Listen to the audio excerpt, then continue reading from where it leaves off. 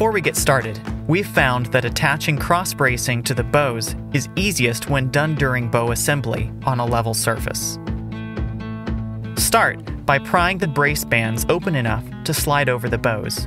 Use 2 pairs of pliers for leverage. Slide 2 brace bands onto each Gothic bow and position them approximately 39 inches from the top of the tunnel in both directions.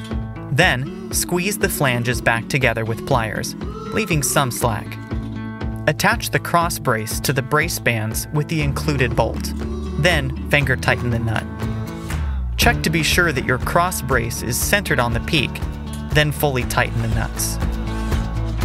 Repeat this process for every other bow. Thank you for choosing the Farmer's Friend Cross Bracing Kit. If you have any questions, feel free to email us or call 931-583-0397.